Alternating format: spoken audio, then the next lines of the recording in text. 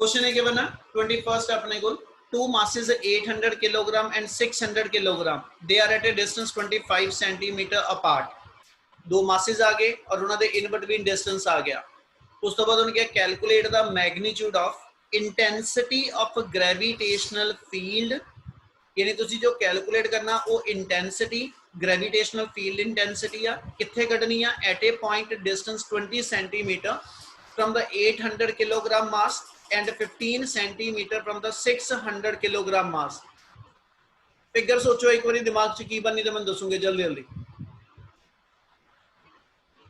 Figure की बननी इस क्वेश्चन की जी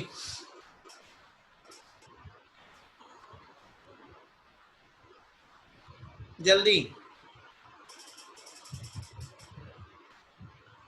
क्या स्ट्रेट लाइन फिगर है या कुछ और फिगर आनी है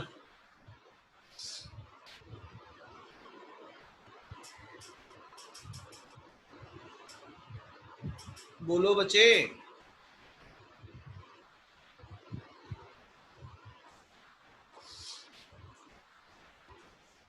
ट्रायंगल ही बननी स्ट्रेट लाइन नहीं बननी बेटा ध्यान ना देखो क्वेश्चन की क्या सी उन्हें ਉਹਨੇ ਤੁਹਾਨੂੰ ਕਿਹਾ ਸੀ ਜੀ two masses 800 600 ਉਹਦਾ ਵਿਚਲਾ ਗੈਪ 25 ਸੈਂਟੀਮੀਟਰ ਇਹ ਜੇ ਇੰਨਾ ਪੋਰਸ਼ਨ ਆਪਾਂ ਲੈ ਕੇ ਚੱਲੀਏ ਤੇ ਆਪਣੇ ਕੋਲ ਇਹ ਗਿਵਨ ਹੈ ਕਿ ਆ ਦੋ ਮਾਸਸ ਗਿਵਨ ਆ ਇੱਕ ਮਾਸ ਤੁਹਾਡੇ ਕੋਲ m1 ਆ ਗਿਆ 800 किलोग्राम A पॉइंट पे और B पॉइंट पे मास ਤੁਹਾਡੇ ਕੋਲ m2 ਆ ਗਿਆ ਉਹਦੀ ਵੈਲਿਊ ਗਿਵਨ ਹੈ 600 किलोग्राम और गैप बिटवीन द टू ਤੁਹਾਡੇ ਕੋਲ ਗਿਵਨ ਹੈ ਜਿਹੜਾ 25 सेंटीमीटर है और उन्हें कहा जी इंटेंसिटी कैलकुलेट करो ग्रेविटेशन फील्ड इंटेंसिटी कटनी है at a distance 20 centimetre from 800 and 15 centimetre from the 600 ठीक है यानी इस मास तो उस पोजीशन तक का गैप जेड़ा गिवन है वो उन्हें कहा जी ਤੁਹਾਡੇ ਕੋਲ एसएच हैगा वा 20 सेंटीमीटर 800 तो 15 सेंटीमीटर फ्रॉम द 600 यानी पुत्र इथे किते मेरे को कोई पॉइंट मार्क हो गया इधरों उन्हें डिस्टेंस 20 सेंटीमीटर डिफाइन किया और इधरों ਤੁਹਾਡੇ ਕੋਲ ਉਹਨੇ ਡਿਸਟੈਂਸ ਜਿਹੜਾ ਐਸਐਚ 15 ਸੈਂਟੀਮੀਟਰ ਡਿਫਾਈਨ ਕੀਤਾ ਤੇ ਆ ਉਹ ਸੀ ਪੁਆਇੰਟ ਹੋਏਗਾ ਜਿੱਥੇ ਤੁਸੀਂ ਗ੍ਰੈਵਿਟੇਸ਼ਨਲ ਫੀਲਡ ਇੰਟੈਂਸਿਟੀ ਕੱਢਣੀ ਹੈ ਤੇ ਇੰਟੈਂਸਿਟੀ ਦਾ ਫਾਰਮੂਲਾ ਕੀ ਹੁੰਦਾ ਜੀ ग्रेविटेशन फील्ड इंटेंसिटी का formula minus gm by r minus gm by r gravitation potential का फार्मूला वा क्यों gmm by r m naught F upon m naught. दो फार्मूले f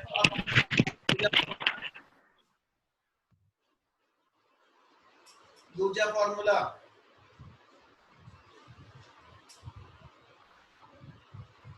उते फार्मूले दसे होया बच्चे फिर उससे तरह गूंगे बन जाने सारे इंटेंसिटी का फार्मूला सीगा f by m naught और इनु सॉल्व करके दा फार्मूला बनया सी gm by r square ठीक है और ग्रेविटेशन पोटेंशियल का फार्मूला सीगा minus gm by r gravitation potential energy का फार्मूला सीगा माइनस gmm by r आ तीन अपने पहले फार्मूले की गल करदा पे इस मोमेंट ते अपने क्वेश्चन चो ने किया वा कि भी इस पॉइंट ते इंटेंसिटी कढो ते जे मैं इस पॉइंट ते इंटेंसिटी लगानी आ ठीक है ते ਇਹਦੇ ਤੇ ਦੋ ਸੋਰਸ ਮਾਸਸ ਇੰਟੈਂਸਿਟੀ ਲਗਾ ਰਹੇ ਜੇ ਇੱਥੇ ਆਪਣੇ ਕੋਲ ਆਪਾਂ ਕਿਹਾ ਸੀ ਜਿਹੜੇ ਵੀ ਪੁਆਇੰਟ ਤੇ ਇੰਟੈਂਸਿਟੀ ਕੱਢਣੀ ਆ ਉੱਤੇ ਟੈਸਟ ਮਾਸ ਪਿਆ ਵਾ ਤੇ ਜੇ ਟੈਸਟ ਮਾਸ ਦੀ ਵੈਲਿਊ ਕੁਐਸਚਨ ਚ ਨਹੀਂ ਗਿਵਨ ਤੇ ਇਹਦਾ ਮਤਲਬ 1 ਯੂਨਿਟ मतलब जे ਇੱਥੇ 800 ਤੇ 600 ਮਾਸਸ ਆ ਇੱਥੇ ਤੁਸੀਂ m0 ਮਾਸ ਗਿਣਦੇ ਪਏ ਹੋ ਜਿਹਦੀ ਵੈਲਿਊ 1 ਕਿਲੋਗ੍ਰਾਮ ਤੇ ਇਸ ਮਾਸ ਦੇ ਉੱਤੇ ਦੋ ਮਾਸਸ ਨੇ ਆਪਣੀ ਫੋਰਸ ਬਿਲਟ ਅਪ ਕਰਨੀ ਆ one due to the mass set कहता जी ए और सेकंड बी वाले पॉइंट ਇਹਦਾ मतलब इस मास ਦੇ ਉੱਤੇ ਦੋ ਇੰਟੈਂਸਿਟੀਜ਼ ਬਿਲਟ ਅਪ ਹੋਣੀਆਂ ਇੱਕ आई ए ਆ ਜਾਏਗੀ इंटेंसिटी ड्यू टू मास कहता जी placed at a point and second intensity मेरे को आई बी आ जाएगी सेकंड वैल्यू मेरे को आई बी आ जाएगी ठीक है जी इंटेंसिटी ड्यू टू कहता जी मास प्लेस्ड एट पॉइंट बी क्या इतनी गल समझ लगी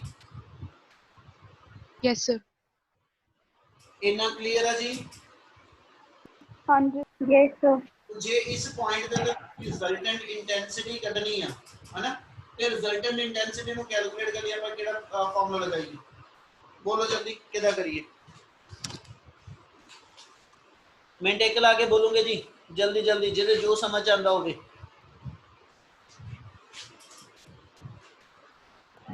सर रिपीट करिए की बोल लिया ਮੇਰੇ ਕੁਐਸਚਨ ਚ ਉਹਨੇ ਮੈਨੂੰ ਇਹ ਕਿਹਾ ਸੀਗਾ ਕਿ ਤੁਹਾਡੇ ਕੋਲ ਦੋ ਮਾਸਸ ਗਿਵਨ ਆ 600 ਤੇ 800 ਤੁਸੀਂ ਇੰਟੈਂਸਿਟੀ ਕੱਢੋ ਕਹਿੰਦਾ ਜੀ ਕਿਸੇ ਇੱਕ ਪੁਆਇੰਟ ਦੇ ਉੱਤੇ ਜਿਹਦਾ ਡਿਸਟੈਂਸ 20 ਸੈਂਟੀਮੀਟਰ 800 ਤੋਂ ਤੇ 15 ਸੈਂਟੀਮੀਟਰ 600 ਤੋਂ ਆਪਾਂ ਇਹ ਕਹਿੰਦਾ ਕਿ ਇੱਥੇ ਇੰਟੈਂਸਿਟੀ ਕੱਢਣੀ ਆ ਇੱਥੇ ਇੰਟੈਂਸਿਟੀ ਦੋ ਮਾਸਸ ਨੇ ਬਿਲਟ ਅਪ ਕੀਤੀ ਆ ਇੱਕ 800 ਵਾਲੇ ਦੇ ਕੇ ਨੇ ਤੇ ਇੱਥੇ ਤੁਸੀਂ ਐਸਐਚ ਉਹਦੀ ਰਿਜ਼ਲਟੈਂਟ ਇੰਟੈਂਸਿਟੀ ਕੱਢਣੀ ਆ ਕਿਹਦਾ ਕੱਢੀ ਹੈ resultant intensity parallelogram law of vector rotation parallelogram law ਦੇ ਅਪਲਾਈ ਕਰੀਏ ਤੇ ਆਪਣੇ ਕੋਲ ਇਸ ਮੂਵਮੈਂਟ ਤੇ ਆ ਦੋ ਵੈਕਟਰ ਟੇਲ ਟੂ ਟੇਲ ਜੁੜੇ ਆ ਤੇ ਰਿਜ਼ਲਟੈਂਟ ਜੇ ਕੱਢਣਾ ਹੋਏਗਾ ਤੇ ਰਿਜ਼ਲਟੈਂਟ ਇੰਟੈਂਸਿਟੀ ਮੇਰੀ ਇਧਰ ਕਿਸੇ ਲਾਈਨ ਤੇ ਆ ਜਾਏਗੀ ਇਥੋਂ i ਦੀ ਵੈਲਿਊ ਕੱਢਣੀ ਹੈ ਤੁਸੀਂ ਤੇ i ਦੀ ਵੈਲਿਊ ਕੈਲਕੂਲੇਟ ਕਰਨ ਲਈ ਆਪਣੇ ਕੋਲ ਫਾਰਮੂਲਾ ਆ ਜਾਏਗਾ ia² ਠੀਕ ਹੈ ਜੀ ਵੈਕਟਰ ਦਾ ਫਾਰਮੂਲਾ ਵਾ ia² ib² plus 2ia into ib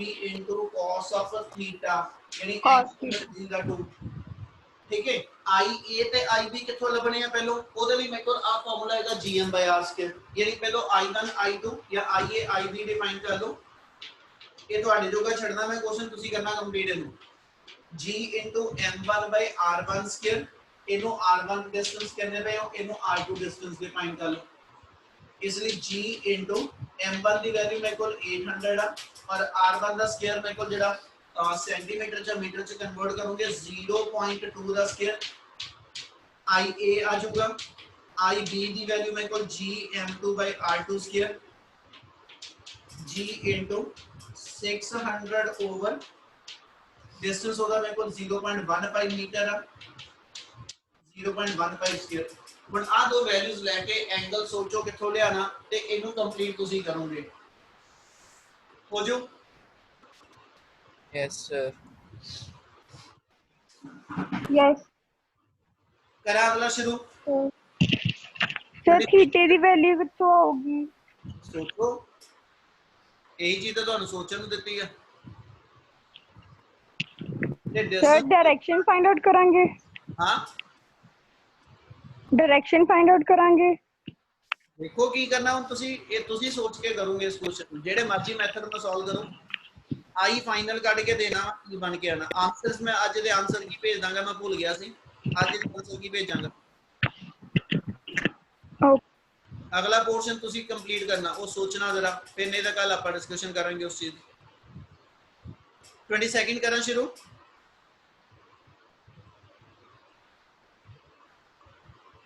statement पढ़ लो जल्दी Yes. 20 सेकंड दी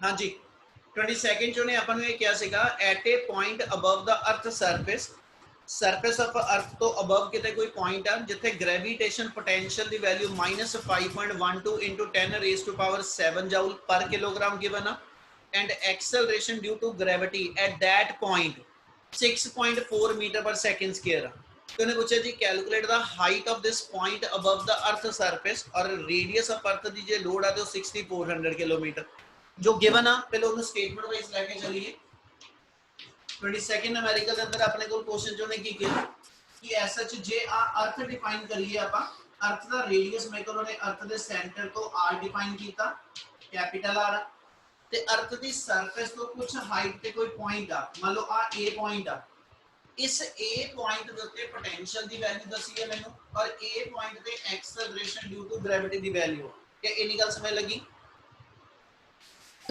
Yes, sir. yes sir. और वैल्यू अपने को गिवन है -5.12 into 10 raised to power 7 joule per kilogram potential given है और g ਦੀ वैल्यू से हाइट ਤੇ 6.4 मीटर पर सेकंड स्क्वायर है अब तो दो चीजें गिवन है इतनी गल समझ लगी पहले और ਉਹਨੇ ਪੁੱਛਿਆ ਆਪਣੇ ਕੋਲ ਅੱਜ ਸੈਂਟਰ ਤੋਂ ਮੈਂ ਆ ਪੁਆਇੰਟ ਲਵਾਂ ਤੇ ਅਸੀਂ ਇਹਨੂੰ r ਲਿਖਦੇ ਆ ਜਿਹਦੀ ਵੈਲਿਊ r + h ਦੇ ਇਕੁਅਲ ਹੈ इतनी गल क्लियर आ Yes.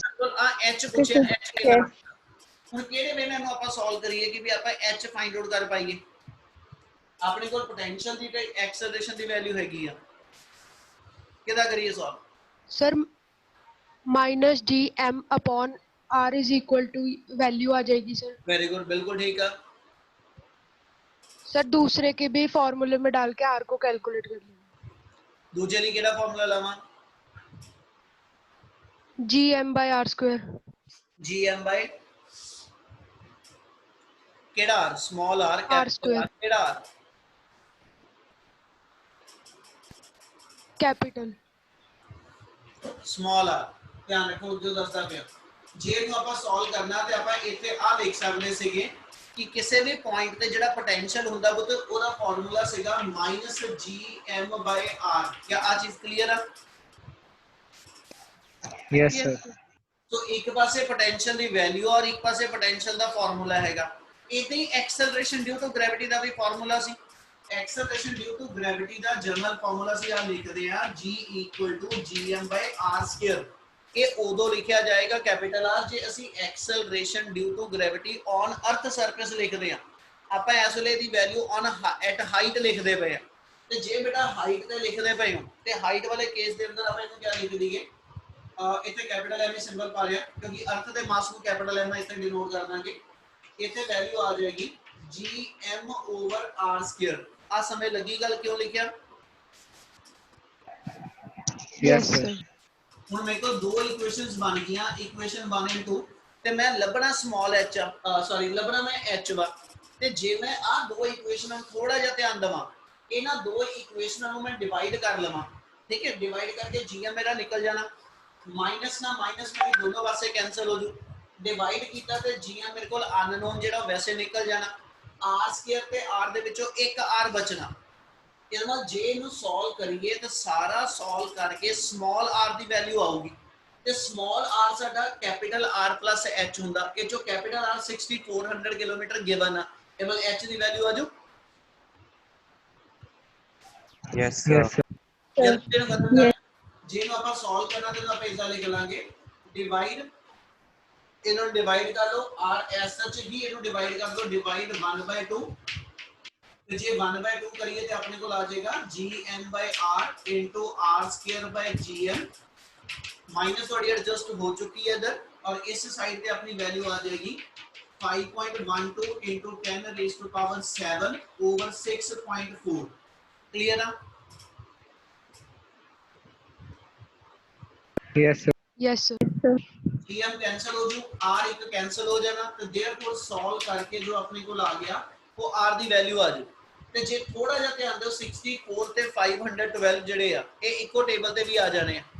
ਇਹਦਾ ਜੇ ਇਹਨੂੰ ਆਪਾਂ ਐਡਜਸਟ ਕਰੀਏ ਇੱਕ ਡੈਸੀਮਲ ਐਡਜਸਟ ਹੋ ਜਾਏਗਾ, ਇੱਕ ਨੀਚੇ ਮੇਰੇ ਕੋਲ ਇੱਥੇ ਐਸਐਚ ਜੇ ਦੇ ਡੈਸੀਮਲ ਨੂੰ ਐਡਜਸਟ ਕਰ ਦਈਏ 10 ਰਹਿ ਜੂ, ਠੀਕ ਹੈ, ਤੇ ਆਪਣੀ ਵੈਲਿਊ ਆ ਗਈ 512/64 × 10⁻⁶। क्लियर है जी? Yes sir. Yes, sir. Yes, sir. Yes, sir. 4 ਦਾ ਡੈਸੀਮਲ, ਇੱਕ ਡੈਸੀਮਲ ਗਿਆ ਇਹਦੇ ਵਿੱਚੋਂ ਤੇ ਇੱਕ ਥੱਲੇ 10 ਰਹਿ ਗਿਆ। ਹੁਣ ਇਹਨੂੰ ਜੇ ਐਡਜਸਟ ਕਰੀਏ ਤਾਂ ਆਪਣੇ ਕੋਲ ਇਹਦਾ ਟੇਬਲ ਜੇ ਦੇਖੀਏ ਤੇ ਇਹ 8 ਤੇ ਜਾਣਾ ਬੇਟਾ 8. ਆਪਣੇ ਕੋਲ ਟਰਮ ਬਣ ਗਈ ਸਮਾਲ r ਦੀ ਵੈਲਿਊ ਆ ਗਈ 8 × 10⁻⁶ ਮੀਟਰ। ਸਾਰੇ ਐਸਆਈ ਯੂਨਿਟ ਇਸ ਲਈ ਮੀਟਰ ਚ ਆ ਜਾਏਗਾ। ਹੁਣ r ਜਿਹੜਾ ਕੈਪੀਟਲ ਆ ਹੁਣ, but small r the value ਅੱਗੇ r plus h ਆ, ਉਹਨਾਂ ਇਕੁਏਟ ਕਰ ਦੋ, ਠੀਕ ਹੈ। ਯਾਨੀ ਜੇ ਇਹਨੂੰ ਅੱਗੇ ਲੈ ਕੇ ਚੱਲੀਏ ਬਟ ਸਮਾਲ r ਦੀ ਥਾਂ ਤੇ ਅਸੀਂ ਲਿਖ ਸਕਦੇ ਆ small r = r plus h, ਠੀਕ ਹੈ ਜੀ। ਤੇ ਇਹਦਾ ਮਤਲਬ ਜੇ ਮੈਂ ਇਸ r ਨੂੰ ਕਿਲੋਮੀਟਰਾਂ ਚ ਹੀ ਪੜ ਲਵਾਂ ਕਿਉਂਕਿ ਕੈਪੀਟਲ R ਵੀ ਕਿਲੋਮੀਟਰ ਚ ਹੀ ਆ, ਹਨਾ, ਜਾਂ ਤਾਂ ਉਹਦੇ ਮੀਟਰ ਬਣਾਵਾਂਗੇ ਆਪਾਂ, ਇਹਨੂੰ ਰੀਡ ਆਊਟ ਕਰੀਏ ਤੇ ਇਹ ਮੇਰਾ SH 8000 3 ਜ਼ੀਰੋਆਂ ਐਡਜਸਟ ਕਰ ਲਓ ਤਾਂ 3 ਜ਼ੀਰੋਆਂ ਕਿਲੋਮੀਟਰ ਬਣਾ ਦੂਗੀਆਂ, ਇਹ ਮਤਲਬ 8000 ਕਿਲੋਮੀਟਰ ਆ ਗਿਆ, ਠੀਕ ਹੈ ਜੀ। ਤੇ ਇੱਥੇ ਵੈਲਿਊ ਪੁੱਟ ਕਰ ਦਈਏ ਤੇ ਆਪਣੇ ਕੋਲ ਆ ਜਾਏਗਾ 8000 = 6400 plus h, ਤੇ ਇਹਨੂੰ ਪੁੱਤ ਸੋਲਵ ਕਰ ਦਿਓ ਤੇ h ਦੀ ਵੈਲਿਊ ਆਪਣੇ ਕੋਲ ਆ ਗਈ ਆ 1600 ਕਿਲੋਮੀਟਰ। ਯਾਨੀ ਇੰਨੀ ਹਾਈਟ ਤੇ ਜਾ ਕੇ g ਦੀ ਵੈਲਿਊ ਜਿਹੜੀ 6.4 ਤੇ ਪੋਟੈਂਸ਼ੀਅਲ ਦੀ ਵੈਲਿਊ ਇੰਨੀ ਆਏਗੀ। ਕਲੀਅਰ ਆ? Yes. Yes, sir. Yes, sir. ਚਲੋ ਇਹਦੀ ਮੈਂ ਫੋਟੋ ਕਲਿੱਕ ਕਰਦਾ ਤੇ ਉਹਦੇ ਵਿੱਚ ਨੈਕਸਟ ਦੀ ਸਟੇਟਮੈਂਟ ਪੜ੍ਹ ਲਓ।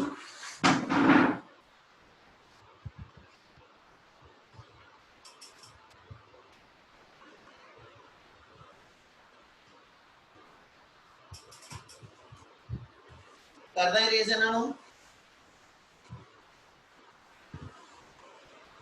तो कोई करदा पे के करदा इरेज कर दो सर। कर लिया सर।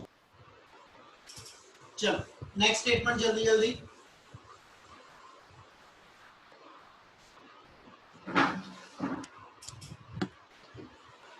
नेक्स्ट अपने को क्वेश्चन गिवन है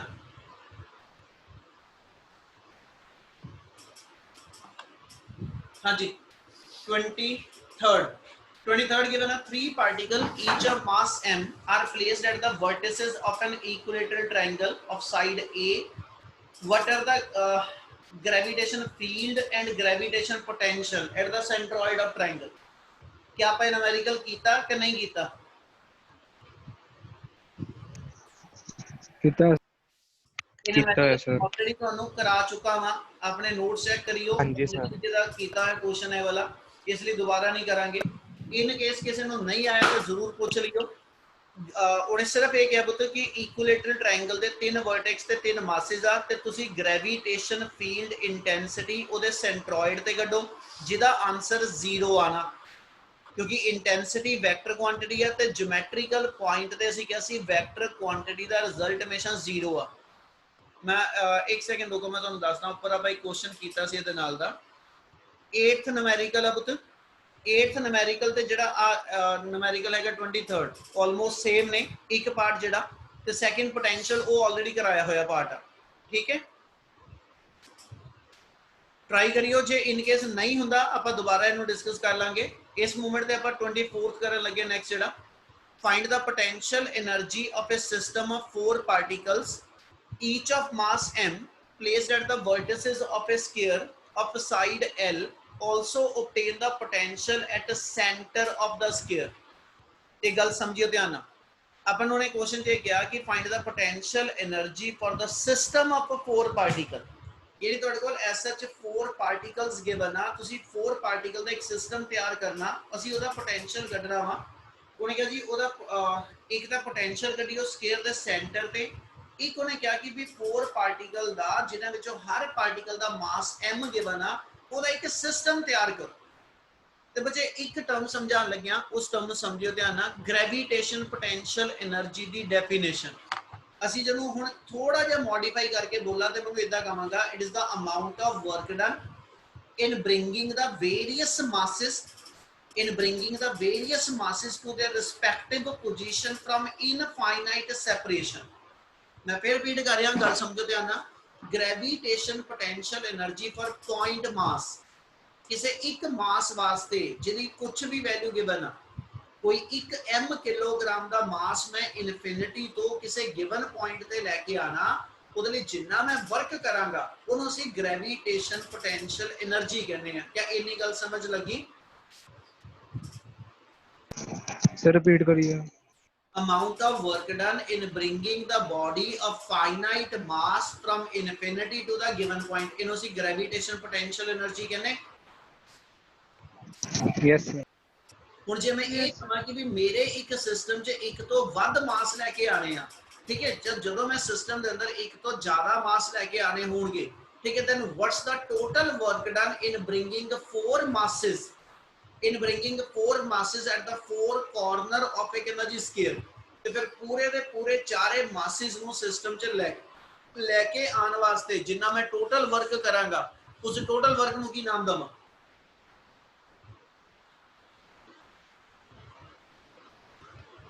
क्या गल समझ आई जे नहीं आई तो मैं उन्हें रिपीट करा बेटा रिपीट कर दो तो आप इन्नी गल कही आ कि भी जे ग्रेविटेशन पोटेंशियल एनर्जी एक पार्टिकल दी कढनी आ ते असीं क्या जी amount of work done in bringing this body from infinity to the given point हुण जे मैं सिस्टम च एक दी थां ते 10 मासेस लेके आने होण एक इदा दा सिस्टम होवे आपां कहने चलो 10 नहीं आपां 4 मासेस दी गल करने जे मैं एक सिस्टम दे अंदर सिस्टम किहनूं कह रहा कि मेरे कोल एक स्क्वायर आ इस स्क्वायर दे 4 कॉर्नर दे उत्ते मैं 4 मासेस एडजस्ट करने आ पहला मास मैं इनफिनिटी दे उत्ते तक लेके आया जिन्ना मैं वर्क कीता वो पहले मास दी ग्रेविटेशन पोटेंशियल एनर्जी बनू जदों मैं सिस्टम च दूजा मास लेके आवांगा ठीक है। तो पहला मास जो ऑलरेडी आ चुका ये इस मास को अट्रैक्ट करेगा, इसलिए इस मास के लिए इन्हें इतने कुछ वर्क किया। जो मैं सिस्टम च थर्ड मास लैके आवागा तो आ दो सिस्टम च जिहड़े पहलों तो मास आ चुके इन्हां दोनों ने उस मास लिए वर्क करना, ਇਹਦਾ नाम है ये तीजे मास की ग्रेविटेशनल पोटेंशियल एनर्जी आऊ। तो जो मैं सिस्टम च फोर्थ मास लैके आवागा तो जिहड़े सिस्टम च 3 मासिस आ चुके हर मास लिए इस मास ने वर्क किया, वो कल्ले चौथे मास का वर्क हो।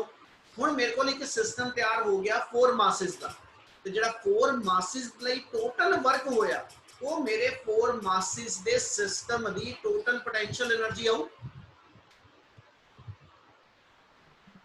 Yes, sir. समझ आई? जेड़ा झूठ बोले रब करके उन्हें समझ ही ना आवे कदी, समझ लगी? सर वर्क का No, ਜਿਹੜਾ sir. ਉਹ ਪੋਟੈਂਸ਼ੀਅਲ એનર્ਜੀ ਦੇ ਬਰਾਬਰ ਆਊਗਾ। ताकि वर्क हमेशा ही एनर्जी के बराबर आ। ठीक है जी, तुसी दंदा ना जो रोटी चबाने हो, ठीक है जी, तो तुसी दंदा ना उत्ते वर्क तुहाडे मसल वर्क करते पे ते जिन्ना वो दंदा ने वर्क किया रोटी नूं चबाण वास्ते डाइजेस्ट करने वास्ते, ठीक है जी, वो पेट दे विच जाके मैनूं कैमिकल दी फॉर्म च एनर्जी दिंदी आ। वो मेरे मसल्स दे विच कहंदा ब्लड दे विच एनर्जी बन गई। इमल जिन्ना वर्क दंदा ने किया वो एनर्जी बन के मेरे बॉडी च आ गया। मैं एक तीर कमान चलाना, ठीक है जी, जो मैं एरो रिलीज करना तो मैंने खिंचिया वा तो मैं अपने मसल्स नाल खिंचण लई जिन्ना वर्क किया वो इस एरो के अंदर कहता जी मेरे को क्या होएगा इलास्टिक पोटेंशियल एनर्जी बन गई। जिद्दां मैं छड्डिया वो elastic potential energy kinetic energy बन गई। किसी चीज़ को मैं ऊपर चुकया, ठीक है जी, जिन्ना चुकन लई वर्क किया ये मैं मेरे मसल्स ने ग्रेविटेशनल फोर्स के अगेंस्ट वर्क किया, वो मस्कुलर एनर्जी इस चौक के अंदर ग्रेविटेशनल पोटेंशियल एनर्जी बन गई। इसका मतलब according to work energy theorem whatever the work has to be done it always to be convert into the form of energy। Yes sir. Yes, sir. यही line ਆਪਾਂ ਲੈ ਕੇ ਜਾ ਰਹੇ Yes, sir. ਹਾਂ। ਸਮਝੋ ਗੱਲ ਨੂੰ, ਠੀਕ ਹੈ। ਆਪਣੇ ਨੂਮੈਰੀਕਲ ਚ ਉਹਨੇ ਕਿਹਾ ਕੀ ਆ, ਜੇ ਪੁੱਤ ਤੁਸੀਂ ਸਿਸਟਮ ਦੇ ਅੰਦਰ ਇੱਕ ਮਾਸ ਲੈ ਕੇ ਆਣਾ ਹੁੰਦਾ, ਆਪਾਂ ਕਹਿੰਦੇ ਜੀ ਵੀ ਆਪਾਂ ਸਿਸਟਮ ਦੇ ਅੰਦਰ, ਠੀਕ ਹੈ, ਆ ਮੇਰੇ ਕੋਲ ਇੱਕ ਸਿਸਟਮ ਹੈਗਾ ਸਕੇਅਰ ਦਾ, ਮੈਨੂੰ ਨੇ ਕਿਹਾ ਜੀ ਇਸ ਸਕੇਅਰ ਦੇ ਸਿਸਟਮ ਦੇ ਅੰਦਰ ਆ 4 ਵਰਟੈਕਸ ਆ ਗਏ, ਤੁਸੀਂ ਇਸ ਮੂਵਮੈਂਟ ਤੇ ਇਸ ਸਿਸਟਮ ਦੇ ਅੰਦਰ ਫਸਟ ਮਾਸ A ਪੁਆਇੰਟ ਤੇ ਲੈ ਕੇ ਆਏ ਹੋ, ठीक है। तो जो मैं फर्स्ट मास इथे लेके आया ते m किलोग्राम का मास लेके आ ली मैंने कितना वर्क करना पिया, उस वर्क की गल करांगा। उस work done for first mass in the system of 4 मास होएगा। जे मैं सेकंड मास जो सिस्टम जिथे लेके आवांगा इनफिनिटी तो ते इथे जो मास लेके आवांगा ऑलरेडी आ मास सिस्टम च आ चुका, ठीक है जी। इन्हें उस मास को अट्रैक्ट करने लिए वर्क करना, इसलिए इस मास लिए वर्क परफॉर्म आ वाला मास करेगा, ठीक है। ਉਹਦੀ ਵੈਲਿਊ ਮੇਰੇ ਕੋਲ ਕਿੰਨੀ ਆਈ, ਜਦੋਂ ਹੁਣ ਸਿਸਟਮ 'ਚ ਮੈਂ ਥਰਡ ਮਾਸ ਇੱਥੇ ਇੰਟਰੋਡਿਊਸ ਕਰਾਂਗਾ ਤੇ ਇਸ ਤੋਂ ਪਹਿਲਾਂ ਮੇਰੇ ਸਿਸਟਮ 'ਚ ਜਿਹੜੇ ਦੋ ਮਾਸਸ ਆ ਗਏ ਇਹਨਾਂ ਦੋਨਾਂ ਨੇ ਇਹਨੂੰ ਅਟਰੈਕਟ ਕਰਨ ਲਈ ਵਰਕ ਕਰਨਾ। that is the work done for the third particle। ਤੇ ਜੇ ਮੈਂ ਇਹਦੀ ਫੋਰਥ ਮਾਸ ਇੱਥੇ ਇੰਟਰੋਡਿਊਸ ਕਰਾਂ ਤੇ ਹੁਣ ਸਿਸਟਮ 'ਚ ਆਲਰੇਡੀ ਜਿਹੜੇ ਤਿੰਨ ਮਾਸ ਪ੍ਰੀ ਐਗਜ਼ਿਸਟ ਕਰਦੇ ਆ ਇਹਨਾਂ ਤਿੰਨਾਂ ਨੇ ਉਸ ਮਾਸ ਨੂੰ ਅਟਰੈਕਟ ਕਰਨ ਲਈ ਵਰਕ ਕੀਤਾ। that is the work done for the fourth mass of the system of 4 particle। क्या गल समझ आ रही? Yes, sir. ਹੁਣ ਇਹਦੇ ਵਿੱਚ ਇੱਕ ਚੀਜ਼ ਧਿਆਨ ਰੱਖਿਓ, ਜੇ ਮੈਨੂੰ ਕੁਐਸਚਨ 'ਚ ਇਹ ਕਹਿੰਦਾ calculate the work done for the fourth particle for a system of 4 particle, ਇਹਦਾ ਮਤਲਬ ਸਿਰਫ ਚੌਥੇ ਪਾਰਟੀਕਲ ਦਾ ਉਹਨੇ ਵਰਕ ਪੁੱਛਿਆ, ਠੀਕ ਹੈ, ਜਿਸ ਸਿਸਟਮ 'ਚ ਟੋਟਲ 4 ਪਾਰਟੀਕਲ ਆ, ਫਿਰ ਤਾਂ ਮੈਂ ਸਿਰਫ ਇਸ ਮਾਸ ਦਾ ਵਰਕ ਕੱਢਣਾ। ਪਰ ਜੇ ਮੈਨੂੰ ਕੁਐਸਚਨ 'ਚ ਨੇ ਇਹ ਕਿਹਾ calculate the potential energy for the system of 4 particle, ਤੇ ਜਦੋਂ ਸਿਸਟਮ ਦੀ ਗੱਲ ਕਰੇਗਾ ਤੇ ਅਸੀਂ ਉਹਦੇ 'ਚ ਫਿਰ ਪਹਿਲੇ ਲਈ ਕਿੰਨਾ ਵਰਕ ਹੋਇਆ, ਦੂਜੇ ਲਈ ਕਿੰਨਾ ਹੋਇਆ, ਤੀਜੇ ਲਈ ਕਿੰਨਾ ਹੋਇਆ, ਚੌਥੇ ਲਈ ਕਿੰਨਾ ਹੋਇਆ, ਸਾਰਿਆਂ ਦੇ ਵਰਕ ਕੱਢ ਕੇ, ਕਿਉਂਕਿ ਵਰਕ ਸਕੇਲਰ ਕੁਆਂਟੀਟੀ ਆ ਇਸ ਲਈ ਸਾਰਿਆਂ ਦੇ ਵਰਕ ਕੈਲਕੂਲੇਟ ਕਰਕੇ ਉਹਨੂੰ ਐਡ ਕਰਾਂਗੇ ਤੇ ਉਹ ਮੇਰੇ ਸਿਸਟਮ ਦਾ ਟੋਟਲ ਵਰਕ ਹੋਏਗਾ। क्या एक पार्टिकल ਦਾ ਤੇ ਪੂਰੇ ਸਿਸਟਮ ਦੇ ਵਰਕ 'ਚ ਫਰਕ ਸਮਝ ਲੱਗਿਆ? Yes, sir. यस ਉਹ ਜੀ ਸਮਝੋ, ਠੀਕ ਹੈ। पोटेंशियल एनर्जी का फार्मूला ਆਪਾਂ ਲਿਖਿਆ -G/m/r। ਮੈਨੂੰ ਥੋੜਾ ਜਿਹਾ ਸਪਲਿਟ ਕਰਕੇ ਸਮਝਾਉਣ ਲੱਗਿਆ। ਜੇ ਮੈਂ ਇਸ ਫਾਰਮੂਲੇ ਨੂੰ ਇਦਾਂ ਪੜਾਂ -G/m/r * m ਤੇ ਆ ਮੇਰੀ ਇੰਨੀ ਚੀਜ਼ ਕੀ ਹੈ ਜੀ,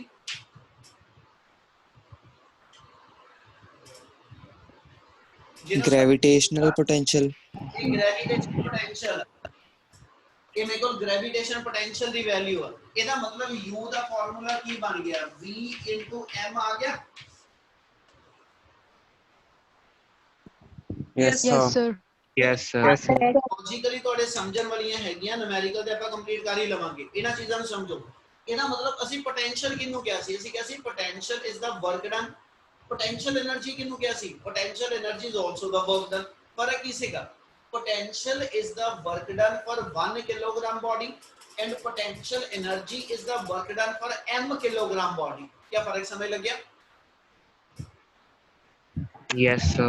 Yes, sir. Yes, sir. ਕਰ ਰਿਹਾ, ਜੇ ਕਿਸੇ ਨੂੰ ਕਨਫਿਊਜ਼ਨ ਆ ਤੇ ਇਸ ਚੀਜ਼ ਨੂੰ ਜ਼ਰੂਰ ਦੂਰ ਕਰੋ। ਆ ਮੇਰੇ ਕੋਲ 1 ਕਿਲੋਗ੍ਰਾਮ ਮਾਸ ਲਈ ਜਿਹੜਾ ਵਰਕ ਮੈਂ ਕਰਾਂਗਾ ਉਹਦਾ ਨਾਮ V ਰੱਖਿਆ, ਤੇ ਜੇ ਮੈਂ ਕਹਾਂਗਾ 1 ਕਿਲੋਗ੍ਰਾਮ ਦੀ ਥਾਂ ਤੇ m ਕਿਲੋਗ੍ਰਾਮ ਦੀ ਬੋਡੀ ਲੈ ਕੇ ਆਇਆ, ਉਹਦਾ ਵਰਕ ਕੱਢਣਾ, ਤੇ ਮੈਂ ਇਨਕੋ m ਕਰ ਦੂੰਗਾ। यानी पोटेंशियल मेरे को जेड़ा होएगा, पोटेंशियल जेड़ा होएगा है ना, वो मैनू 1 किलोग्राम मास वास्ते वर्क दस देंदा, ते जिन्ने मास ਲਈ मैं वर्क ਕੱਢਣਾ ਉਹਨੇ किलोग्राम ਨਾਲ ਮਲਟੀਪलाई कर ਦਿਓ, ਤੇ ਮੇਰੇ ਸਿਸਟਮ ਦਾ ਟੋਟਲ वर्क डन आ गया।